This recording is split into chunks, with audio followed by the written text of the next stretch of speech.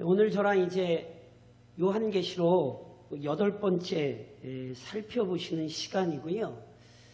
2장, 3장에 7교회에게 주신 말씀이 기록되어 있는데 지난 시간 2시간에 걸쳐 저랑 첫 번째 교회에게 주신 에베소 교회에게 주신 말씀을 살펴봤고, 그리고 이제 지난 시간부터 저랑 두 번째로 서머나 교회에 주신 말씀을 살펴보고 계신 거예요. 그래서 이제 지난 시간부터 이제 저랑 서머나 교회 살펴보셨는데, 서머나 교회는 빌라델비아 교회와 함께 실은 칭찬만 있고요, 책망은 없거든요. 그래서 말씀드렸잖아요. 그러면 이 두 교회는 잘하고 나머지 교회는 못했나? 아니요, 이렇게 생각하시면 안 되고, 저희는 구체적으로 어떤 이유에서인지 모르지만 주님께서 서머나 교회와 빌라델비아 교회에는 칭찬만 하셨던 이유가 있다고 저희는 분명히 믿습니다. 아마 그 이유 중에 하나는요, 칭찬만 하실 수밖에 없을 정도로 두 교회의 상황이 어려운 것이 아니었나, 그렇게 이야기하는 학자들이 좀 있습니다. 타당하지 않을까 싶어요. 그래서 지난 시간에 서머나 교회에 당한 상황을 실은 저랑 어떻게 살펴보셨냐면, 저랑 구절을 좀 다시 한번 읽어보실까요? 서머나 교회를 왜 칭찬하셨냐 하면 9절입니다. 같이 읽겠습니다. 내가 내 환난과 알거니와 실상은 내가 부요한 자니라. 자칭 유대인이라 하는 자들의 비방도 알거니와 실상은 유대인이 아니요 사탄의 회당이라. 자, 서머나 교회가요, 큰 환난 중에 있었어요. 환난이란 말을 조금 더 다시 구체적으로 바꾸면 핍박이다, 박해다, 이렇게 말씀드렸죠. 그 핍박과 박해를 잘 견디고 있었는데, 그 서머나 교회에 나타난 환난, 핍박은 크게 두 가지라고요. 하나는 궁핍, 하나는 비방. 서머나라는 지역은요, 굉장히 부유한 도시였어요. 근데 서머나 교회 성도들은 찢어지게 가난했어요. 왜요? 황제 숭배를 거부하고 순전한 신앙을 지키려다 보니 어쩔 수 없이 가난해진 거예요. 그러니까 돈을 미워하고 돈을 싫어하고 이게 아니라 신앙을 지키려다 보니 어쩔 수 없이 가난을 피할 수 없었거든요. 그런데 이처럼 우리 주님께서 믿음을 지키려다 가난해진 자들을 향하여 우리 주님이 뭐라고 위로하셨어요? 실상은 내가 어떤 자라? 부요한 자라. 바라기는 우리 주님의 말씀에 받들어 권면하건대, 가정적으로 여러 가지 어려움도 있고, 경제적으로 심히 좀 궁핍하기도 하고, 때로는 육신의 질병 때문에 고통당하더라도 영적으로는 부요한 가정 되시기를 교회 머리이신 주님의 이름으로 권면드립니다. 이게 진짜 복이에요. 세상 것이 없지만 하늘의 신령한 것을 가지고 있는 자들, 이것이 진짜 부요함이라는 사실을 잊으시면 안 돼요. 동시에 궁핍한 것만 아니었어요. 유대인의 비방, 거짓 모함 때문에 너무너무 많이 괴롭힘을 받았어요. 오죽하면 우리 주님이 이 교회를 괴롭히는 유대인들을 뭐라고 정확히 꼬집으셨어요? 사탄의 회라. 그러니까 겉모습으로는 나는 아브라함의 자손이야, 나는 택하신 자손이야, 입으로는 그렇게 얘기했을 수 있지만 실상으로는 영적으로 아브라함의 자손이 아니라 악한 사탄에 이끌려 하나님의 교회를 괴롭게 했던 자들이라고요. 그래서 지난 시간에 설명드렸던 것처럼 성경에 보면요, 신약에 보면 누구보다 교회를 괴롭혔던 자들이 유대인들이에요. 가장 큰 박해와 핍박으로 교회를 혼란 가운데 빠뜨렸는데, 실은 지금도 마찬가지입니다. 무슨 말씀이냐면, 신앙이 있다고 가정하여 믿음이 있다고 가정하면서, 실은 말은 믿음이 있다고 하지만 성경적인 믿음이 아닌 것을 가지고 하나님의 교회들을 핍박하는 무리가 있어요. 제가 예전에도 말씀드렸죠. 이슬람을 종교개혁자들은 다른 종교로 보지 않았어요. 종교개혁자들은 이슬람을 이단으로 봤어요. 이 단과 이 교는 달라요. 이 교는 다른 종교고, 이 단은 기독교 신앙을 근거로 한 악한 세력이에요. 그래서 지금도 수많은 교회들이 이슬람 안에서 고통받고 있고 물론 이슬람만 아닙니다. 지난 시간에도 말씀드렸던 것처럼 북한의 지하교회들 지금도 엄청난 고통 가운데 있습니다. 그러니 교회들을 위하여 기도하실 때 지금도 이런 악한 비방에서 교회들을 보호해 주시기를 기도하셔야 되고요. 꼭 이단이나 또는 유대인이나 이런 사람들이 아니더라도 세상의 거짓 모함으로 교회를 좀 비방하는 사람들이 있어요. 제2의 메시와 일반 교회가 다르다는 사실을 몰라서 교회는 다 똑같은 거 아니야? 이렇게 비방하는 사람들이 있다고요. 그런 비방에 우리가 노출되도록 악한 일을 범해서도 안 되고, 다시 한번 말씀드리지만 그런 비방이 교회를 무너뜨리지 못하도록 선한 행실로 교회를 나타내셔야 돼요. 그게 우리가 해야 될 일이에요. 더 나아가 당시 그 고난 속에서 칭찬하시며 예수님께서 서문화 교회를 향하여 이제 오늘 10절에 어떤 말씀을 하셨냐면, 저랑 10절을 다시 한번 읽어보시겠어요? 이게 참 두렵고 떨리는 말씀이죠. 10절입니다. 같이 다시 한번 읽겠습니다. 너는 장차 받을 고난을 두려워하지 말라. 볼지어다 마귀가 장차 너희 가운데에서 몇 사람을 옥에 던져 시험을 받게 하리니 너희가 10일 동안 환난을 받으리라. 내가 죽도록 충성하라. 그리하면 내가 생명의 관을 내게 주리라. 자, 서문화 교회는요, 진짜로 찢어지게, 신앙 때문에 찢어지게 가난하고 유대인들이 거짓 모함과 비방으로 막 괴롭혔지만 그 가운데서 잘 인내했거든요. 그게 오죽하면 우리 주님이 칭찬하셨겠냔 말이에요. 그런데 그렇게 칭찬하시면서 동시에 우리 주님이 이 교회를 향하여 뭐라고 권면을 하시냐면, 너는 장차 받을 고난을 두려워하지 말라. 장차 받을 고난. 고난이 끝났다는 얘기입니까? 안 끝났다는 얘기입니까? 예, 그렇죠. 지금도 실은 이 서문화 교회는 너무너무 큰 핍박과 환난 가운데 있거든요. 그걸 잘 견뎌내고 있는 교회인데 우리 주님은 그 교회를 향해 칭찬을 하시면서 여전히 뭐라고 말씀하시냐면, 그런데 아직 고난은 안 끝났어. 장차 받을 고난이 있어. 이렇게 말씀을 하시는 거예요. 그러니까 여전히 서문화 교회는 고난을 받아야 돼요. 그러면 서문화 교회가 받아야 되는 고난이 무엇인가?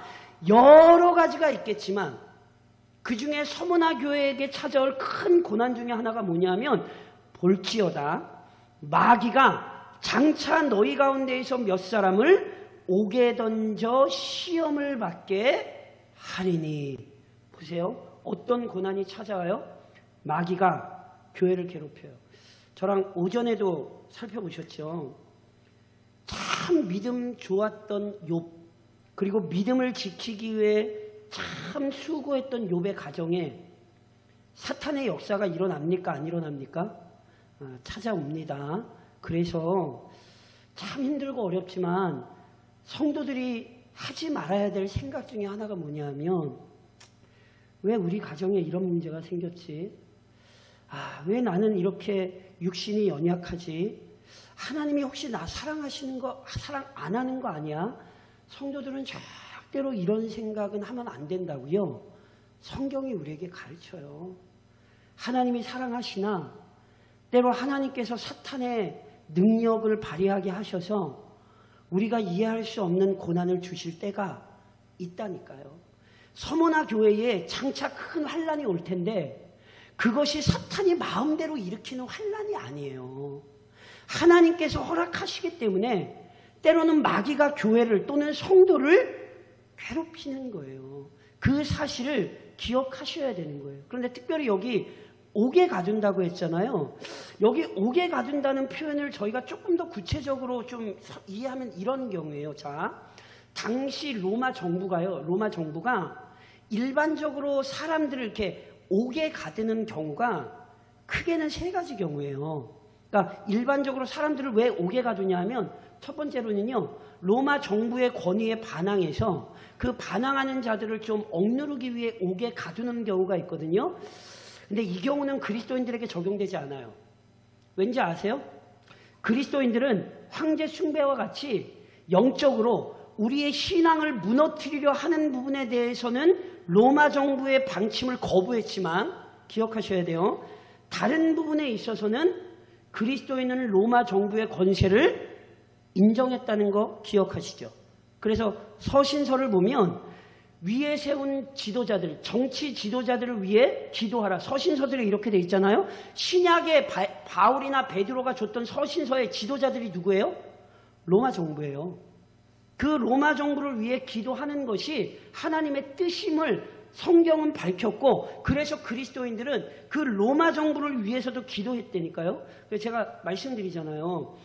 그 그리스도인들이 야당, 여당 따지셔도 돼요. 나는 보수다, 진보다, 그 따지셔도 돼요. 각자 자기 소견에 옳은 것이기 때문에 정치적인 견해에 있어서 뭐 본인이 취하고 싶은 거 취하세요. 그런데 위정자들에 대한 태도는 분명히 하셔야 돼요. 무슨 말씀이냐면 정치적인 견해로서는 달라서 어떤 정치적인 정책적인 부분에 대해서 비판할 수도 있고 논쟁할 수도 있습니다. 그런데 정죄를 한다거나 또는 물리적인 폭력을 행사하여 나라를 혼란스럽게 하는 것은 성경 어디에서도 가르치지 않는 그리스도인의 삶입니다. 죄송한 얘기인데 정광훈 무리의 무서운 점은 거기에 있어요. 불법을 너무 쉽게 저질러요. 그러니까 어떤 정치적인 견해에 대한 걸 표현하는 거, 그거 자유예요. 근데 제가 누누이 말씀드리죠. 왜 거기를 이미 수많은 우리 한국 사회의 많은 교단들이 이단시하거나 이단으로 확정을 했냐 하면 넘을 수 없는 선을 넘어버렸기 때문이고, 그 중에는 제가 지금 말씀드린 것처럼 불법적인 요소가 너무 많아요. 그건 그리스도인이 그럴 수 없어요. 그리스도인들은 여당이냐 야당이냐 빨간색이냐 파란색이냐 상관없이 정부의 권위를 인정하고 오히려 정치 지도자들을 위해 기도할 수 있어야 되고, 불법이 아닌 이상은 정부의 권위에 따라줘야 되는 거예요. 그게 기독교 신앙이에요. 그래서 보세요. 첫 번째 이유로는 그리스도인들이 잡히지 않았어요. 근데 두 번째 이유가 있는데 그게 뭐냐면 계류 중인, 즉 이미 재판이 시작되어 재판 때문에 이렇게 구금이 되는 상황이거든요. 이거는 사도행전 28장에 나와 있는 바울의 모습 생각하시면 돼요. 바울이 고소당해서 로마에 가서 사도행전 28장 마지막 부분에 보면 저희가 보통 얘기하는 가택연금, 일정한 주거지에 갇혀 있고 사람들은 자유롭게 만날 수 있잖아요. 그러니까 이게 이 재판을 위해 갇힌 경우예요. 또 하나 갇히는 경우가 있는데 그게 뭐냐면 처형을 기다리며 감옥에 갇혀 있는 경우예요. 이건 디모데 후서를 생각하시면 돼요. 디모데 후서에서 바울 선생님이 저희가 진짜로 보통 얘기하는 로마의 차디찬 지하 감옥에 갇혀서 자기의 죽음을 직감하고 디모데에게 편지를 쓰죠. 그게 바로 이 세 번째 구금의 경우예요. 그래서 그리스도인들 같은 경우에는 이 두 번째와 세 번째 경우로 인하여 옥에 실은 많이 갇혔고요. 그리고 특별히 여기 이런 경우로 옥에 갇힌다는 건 실은 단순히 옥에 갇힌다는 얘기가 아니에요. 이게 뭐냐면 순교를 얘기하는 거예요. 순교. 그래서 예수님 믿는 것 때문에 죽임을 당하는 일, 그런 일이 있을 것에 대해 성령께서 서문화 교회에 알리시는 거예요. 그런데 그러면서 보세요. 마귀가 몇 사람을 옥에 가둘 것인데 교인들 중에 순교자들이 나올 거예요. 그런데 너희가 10일 동안 환난을 받으리라. 우리 주님 이렇게 말씀하셨어요. 며칠 동안? 10일 동안. 자, 10일은 진짜로 하루 이틀 3일 4일 이렇게 생각하시면 안 되고요. 10일은 상징적인 숫자예요. 그래서 10일에 대해 여러 가지 견해가 있는데 제가 두 가지만 말씀드리려고 그래요. 10일이란 완전함 또는 충족함을 의미해요. 그러니까 조금 이걸 박해에 따라 조금 박해에 합당하게 설명드리면 10일 동안 환난을 받는다는 건 가벼운 박해가 아니라 혹독한 박해를 받는다는 거예요. 그러니까 가볍게 그냥 지나가는 게 아니라 정말 무서운 박해가 기다리고 있다. 이걸 10일 동안 이렇게 말씀하신 거예요. 그런데 동시에 10일 동안이라는 말은 무겁고 혹독한 박해를 의미하기도 하지만 동시에 제한적인 박해를 얘기하는 것이기도 해요. 그러니까 박해가 영원히 계속되는 게 아니에요. 비록 혹독한 박해이지만, 그리고 로마 정부가 아주 무섭게 기독교를 박해하긴 하지만 그것이 계속될 수가 없어요. 왜냐하면 계속되는 건 하나님의 뜻이 아니기 때문에 그래요.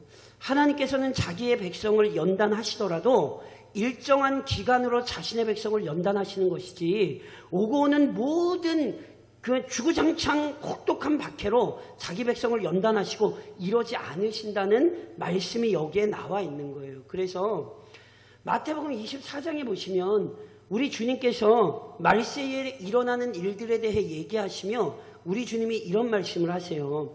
이는 그때에 큰 환난이 있겠습니다. 창세로부터 지금까지 이런 환난이 없었고 후에도 없으리라. 아주 무서운 환난이 분명히 있을 거라는 거예요. 그러면서 이렇게 말씀하세요. 그날들을 감하지 아니하면 모든 육체가 구원을 얻지 못할 것이나. 우리 주님이 그날을 줄이지 않으셨다면 어떤 육체도 그 고난을 버텨낼 수 없을 것인데 이렇게 설명하세요. 그러나 택하신 자들을 위하여 그날들을 감하시리라. 우리 주님께서 비록 환난을 받게 하시고 박해를 받게 하신다고 해서 주구장창 환난과 박해 가운데 있게 하시는 게 아니라 실은 일정한 기간 연단하시고 반드시 택하신 자들을 위하여 그 고난과 박해를 끝내신다 말씀하시는 거거든요. 똑같은 말씀을 서머나교에게 주시는 거예요. 비록 큰 환난과 박해가 너희를 찾아올 것이지만 그것이 무작정 계속되는 것이 아니라 우리 주님의 손 안에서 그 박해가 분명히 지나가고 우리 주님이 작정하신 때가 되면 다시금 그 박해가 끝날 거라는 사실을 우리 주님이 알려주시는 거죠. 그래서 우리 한국교회, 조국교회 역사를 돌아봐도 실은 기독교가 잘 아시는 것처럼 혹독하게 박해를 받은 때가 있죠. 조선 말기로부터 시작해서 실은 6.25 때까지도 아시는 것처럼 북한이 우리 수많은 믿음의 선배님들, 목사님들 많이 죽였죠. 그러니까 실은 저희 한국교회 순교가 일어난 게 실은 한 70년, 80년 전만 해도 우리 땅에서 순교의 피가 흐르고 있었거든요, 실제로. 그렇죠? 그런데 그 시간이 분명히 정해져 있었잖아요. 그렇죠? 그 순교의 피가 오늘 조국교회의 토대가 되어 오늘 한국교회가 큰 은혜를 누렸던 것 아닙니까? 그렇죠? 똑같은 말씀을 우리 주님 실은 서문화교회에 이미 주신 거예요.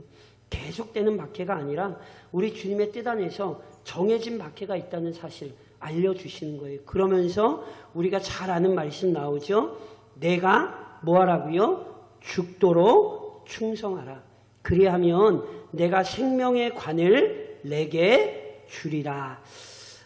여기 죽도록 충성하라는 말씀도 실은 여러 가지 의미로 좀 저희가 해석이 가능해요. 그래서 제가 이것도 두 가지로만 말씀을 좀 드리려고 해요. 자, 죽도록 충성하라는 것은 우선 죽더라도 충성하라는 뜻이에요. 그러니까 너 예수 믿으면 죽어. 이럴 때 예수를 믿고 죽는 일이 있으면 죽으라는 말씀이에요. 이게 진짜로 죽임을 당하더라도 충성하라 이런 의미가 있어요. 그리고 또 하나 죽도록 충성하라는 의미는 지금 당장 죽는 건 아니지만 끝까지 인내하여 죽을 때까지 충성하라는 의미가 있는 거예요. 그러니까 실은 이 두 가지 의미가 떨어지는 게 아니라 실은 언제나 우리에게 요구되는 신앙이에요. 실은 누가 지금 우리를 죽이는 일은 없죠. 그러나 우리는 누가 지금 죽이지 않더라도 실은 여러 가지 신앙의 유혹이 많은 이 세상 속에서 끝까지 우리가 죽음에 이르기까지 인내하며 충성하면 실은 이 죽도록 충성하라는 말씀을 우리는 실은 이루는 거예요. 물론 아까도 말씀드렸듯이 서문화교회는 실제로 이미 순교자들이 있던 것으로 보이고 앞으로 또 순교자들이 나올 거거든요. 그러니까 옥에 갇히는 한이 있어도 아까 말씀드렸잖아요. 옥에 갇히는 건 그 순교를 의미하는 거거든요. 그러니까 순교의 자리에 가더라도 신앙을 포기하지 말고 끝까지 충성해라. 실은 이런 말씀을 서문화교회에게 주시는 거예요. 그러면서 그렇게 죽도록 충성할 때 우리 주님이 뭐 하신대요? 생명의 관을 내게 주리라. 이렇게 말씀하셨죠. 여기 관이라고 하는 건 우리말로 조금 따지면 면류관? 그런 거 생각하신대요. 실은 서문화는 부유한 도시였기 때문에 이 부유한 도시에 아주 유명한 달리기 경주 대회들이 굉장히 많았어요. 그래서 서문화 지역에 사는 사람들은 그 경기가 끝나고 나면 그 우승자의 머리에 씌워지는 면류관에 대해서 굉장히 잘 알았거든요. 그 머리에 씌워지는 면류관은 승리의 상징이기도 하고요, 영광의 표현이기도 했거든요. 그러니까 보세요. 생명의 관이란, 조금 다시 말씀드리면 영광스러운 생명을 우리 주님이 허락하시겠다는 말씀이에요. 자, 저랑 8절 한번 읽어보시겠어요? 우리 주님이 서문화교회에 자신을 어떻게 나타내셨냐면, 저랑 8절을 좀 한번 같이 읽겠습니다. 8절 같이 시작. 서문화교회의 사자에게 편지하라. 처음이며 마지막이요 죽었다가 살아나신 이가 이르시되. 자, 제가 지난 시간에 설명드렸죠. 각 교회에 우리 예수님께서 자신을 나타내실 때 조금씩 달라요. 이유가 있다 그랬어요. 각 교회의 상황과 형편에 맞게 우리 주님이 자신을 나타내 보여주시는 거라 말씀을 드렸죠. 서문화 교회는 우리 주님이 자신을 나타내시되 어떤 분으로 나타내세요?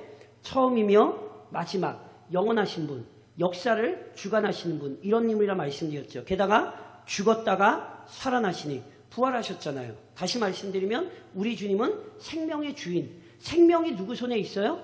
우리 주님 손에 있어요. 왜 우리 주님이 서문화교회에 이렇게 자신을 나타내셨다고요? 말씀드렸잖아요. 지금 환난 때문에, 유대인의 비방 때문에 수많은 성도들이 죽어나가고 있어요. 게다가 앞으로도 죽어나갈 일, 순교가 기다리고 있어요. 그러니 그 순교를 앞둔 교회에게 우리 주님이 말씀하시는 거예요. 봐라, 진짜 생명은 너희에게 있는 게 아니라 누구에게 있다? 우리 주님에게 있다. 이 사실 때문에 우리 주님이 이렇게 자신을 설명하시는 거고, 지금 서문화교회, 순교를 앞두고 있는 서문화교회에게 생명의 면류관, 진정한 생명을 우리 주님께서만이 주실 수 있다는 사실을 알려주시며 이들을 위로하고 권면하시는 거죠. 다시 말씀드리면 생명 우리 주님 손에 있으니까, 그러니까 죽도록 충성하라는 거예요. 죽는 한이 있어도 믿음을 지키고, 더 나아가 죽는 순간까지 믿음을 이탈하지 말아라, 이렇게 권면을 하고 계시는 거죠. 그러면서 마지막 11절을 저랑 다시 한번 읽으실까요? 11절에 그러면서 또 이런 표현을 말씀을 하시죠. 11절입니다. 같이 읽겠습니다. 귀 있는 자는 성령이 교회들에게 하시는 말씀을 들을지어다. 이기는 자는 둘째 사망의 해를 받지 아니하리라. 아멘. 자, 귀 있는 자는 성령이 교회들에게 하시는 말씀을 들을지어다. 모든 교회에게 주시는 말씀이에요. 이 의미를 이미 말씀드렸죠. 우선은 귀 있는 자는 들으라. 이 얘기는 성령의 말씀에, 하나님의 말씀에 집중하라는 뜻입니다. 그러나 동시에 어떤 의미가 있다고 말씀드렸어요? 내가 듣고 싶어서 실은 듣는 게 아니라 성령께서 들리게 하셔야 듣는 거예요. 그래서 이미 들을 귀가 있다는 사실을 성령이 이 표현을 통하여 교회에게 알려주시는 거라니까요. 성령께서 말씀을 주실 뿐 아니라 성령께서 이 말씀을 듣게 하셔서 이 말씀대로 살아갈 하나님의 자녀들로 성장하도록 인도해 주시는 거죠. 그래서 이게 복된 권면이라고요. 그리고 더 나아가 마지막으로 이렇게 표현되죠. 이기는 자는 둘째 사망의 해를 받지 아니하리라. 자, 저랑 1장 7절 하반절을 좀 보시겠어요? 2장 7절 하반절에 보면, 2장 7절에 보면 하반절에 이런 말씀이 있었던 거 기억하세요? 제가 읽겠습니다. 2장 7절 하반절에 에베소 교회에게 주신 말씀에 이런 말씀이 있었어요. 이기는 그에게는 내가 하나님의 낙원에 있는 생명나무의 열매를 주어 먹게 하리라. 제가 이 구절을 설명하면서 말씀드렸죠. 7교회에게 마지막으로 주시는 모든 약속의 말씀은요, 내용은 실은 핵심은 같아요. 그런데 표현의 방식이 역시 다른 것뿐이에요. 그래서 하나님의 낙원에 있는 생명나무, 뭐라고 말씀드렸어요? 선악과와 함께 있었던 생명나무, 그것은요 곧 영원한 생명을 의미한다니까요. 마찬가지예요. 지금 서문화교회에게 뭐라고 말씀하시냐면, 이기는 자는 뭐를 받지 않는데요? 둘째 사망. 그럼 둘째 사망이 있으면 그럼 원래 무슨 사망이 있다는 뜻이에요? 첫째 사망이 있다는 뜻이에요. 이해하시겠어요? 그러니까 성경은요, 첫째 사망과 둘째 사망을 실제로 얘기해요. 잘 아시는 히브리서 9장 27절에 한 번 죽는 것은 사람에게 정해진 것이죠. 그 한 번 죽는 게 어떤 사망이에요? 첫째 사망이에요. 둘째 사망, 저랑 나중에 살펴보세요. 계시록의 뒤에 둘째 사망에 대해 더 자세한 얘기들이 나와요. 그럼 둘째 사망은 뭐예요? 육신적인 죽음이 실은 진짜 심판이 아니에요. 한 번 죽는 것이 사람에게 정해진 것이고요. 죽음 이후에 뭐가 있죠? 영원한 심판이 있죠. 그러니까 보세요. 그리스도인은 바른 종말관을 가지셔야 돼요. 자, 바른 종말관. 자, 어떤 종말관? 자, 죽으면 어떻게 됩니까? 그리스도인은 죽으면 어떻게 됩니까? 지금 죽으면, 만일 우리가 지금 죽으면 어떻게 되죠? 천국 아니면 지옥입니다. 명심하셔야 돼요. 죽으면 우리의 육신은, 예수 믿는 사람들은 죽으면 육신은 썩고 영혼은 어디 가는 거예요? 천국에 들어가는 거예요. 믿지 않는 사람들은 지금 죽으면 육신은 썩고 영혼은 어디 가는 거예요?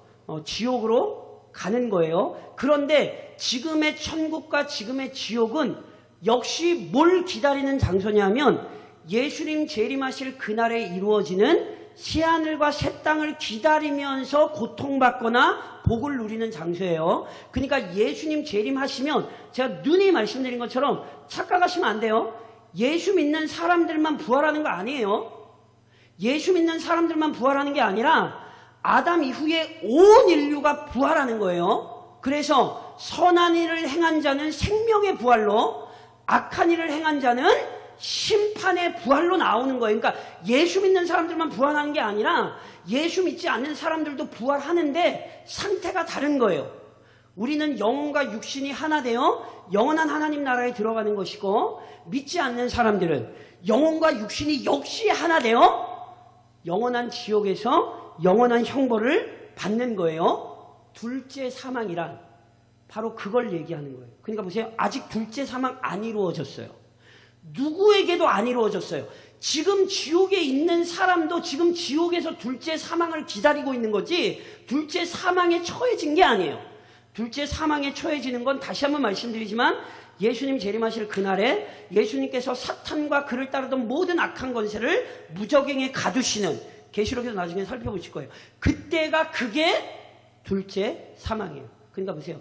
둘째 사망의 해를 받지 않는다는 건 영원한 형벌에 처해지지 않고 실은 영원한 생명, 우리 주님과 함께 새하늘과 새 땅에서 영원히 산다, 생명나무의 열매를 먹는다, 같은 표현이라고요. 그러니까 보세요. 오늘도 그리스도인들은 예수 그리스도의 재림과 함께 이 땅에 성취될 영원한 하나님 나라 또는 영원한 생명을 바라보며 오늘을 믿음으로 끝까지 사는 거예요. 그러면서 저를 좀 한번 따라 하시겠어요? 아주 중요한 저희의 신앙의 고백인데 저를 한번 따라 하시겠어요? 순교의 각오. 무슨 각오요? 예, 순교의 각오. 순교의 각오 되어 계세요? 누구든지 죽이진 않을 거예요. 지금 우리나라는 뭐 진짜로 목숨을 잃는 그런 일은 없죠. 근데 아까 제가 말씀드렸잖아요. 불과 70년, 80년 전만 해도 우리나라 이 조국에서 실은 순교의 피가 흘렀어요. 그 참 얼마나 복된 영광인지 잊으시면 안 돼요. 실은요, 성경에 보면 순교는 인간이 맞이할 수 있는 가장 영광스러운 죽음인 게 맞아요. 그러니까 실은 순교도요, 사명이에요. 하나님께서 아무에게나 순교의 사명을 주시는 게 아니라 하나님께서 필요한 자에게 필요한 때에 순교의 사명을 주셔서 그 순교의 피가 이 땅에 흐르게 하는 거죠. 서문화 교회가 그랬어요. 특별히 서문화 교회에는 아주 유명한 순교자가 있어요. 그게 누구냐 하면 오늘 저랑 읽으시는 이 요한계시록을 기록했던 사도 요한의 제자인 폴리캅이라고 하는 분이세요. 그분은 서문화 교회의 감독이었고요. 교회사에 굉장히 유명하신 분 가운데 한 분이거든요. 그분의 순교 사화가 교회에 굉장히 유명해요. 실은 그분은 하나님을 영화롭게 했을 뿐 아니라 이웃을 유익하게 하는 삶을 살았거든요. 그래서 심지어 로마 정부도 폴리갑을 인간적으로는 존경했어요. 그래서 폴리갑을 처형해야 하는 로마 관리가 실은 폴리갑을 살리고 싶어서 실은 폴리갑을 설득했어요. 그냥 한 번만 가이사는 주님이라고 그냥 한 번만 그렇게 하시면 살 수 있다고. 그때 폴리갑이 뭐라고 답변했는지 아세요? 나는 86년 동안 그분을 섬겨왔는데 그동안 그분은 단 한 번도 나를 부당하게 대우하신 적이 없습니다. 그런데 내가 어찌 이제까지 섬겨온 나의 왕 그리스도를 모독할 수 있겠습니까? 한 번만 부인하라 그래도 자신은 절대로 그런 일을 할 수 없다고 폴리갑이 아주 중요한 믿음의 고백을 했지요. 그때 다른 사람이 협박을 했어요. 당신 빨리 그렇게 안 하면 우리가 화형시키겠다고, 불에 태워 죽이겠다고. 그때 폴리갑이 또 이렇게 얘기해요. 당신이 잠시 타오르다 꺼져가는 불로 나를 위협하고 있는데 당신 알아야 된다고. 당신은 장차 임할 심판과 악인을 위해 예비된 영원한 형벌을 기억해야 한다고. 오히려 폴리갑은 자기를 화형으로 죽이겠다는 사람들 앞에서 참된 하나님 나라와 참된 심판을 증언하는 믿음을 지켰던 거거든요. 그리고 물론 폴리갑은 화형당했습니다. 어떤 기록에 의하면 폴리갑이 화형당할 때 폴리갑의 불꽃이 폴리갑을 사르지 못했다 그래요.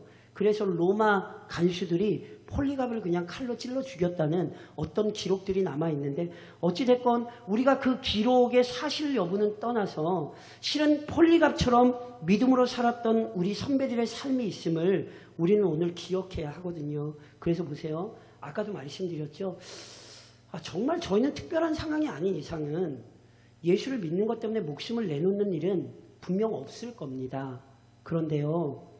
어떤 상황과 형편에서라도 믿음을 지키기 위해 정말로 수고하며 애쓰며 사신다면 그게 곧 순교라는 사실을 기억하셔야 돼요.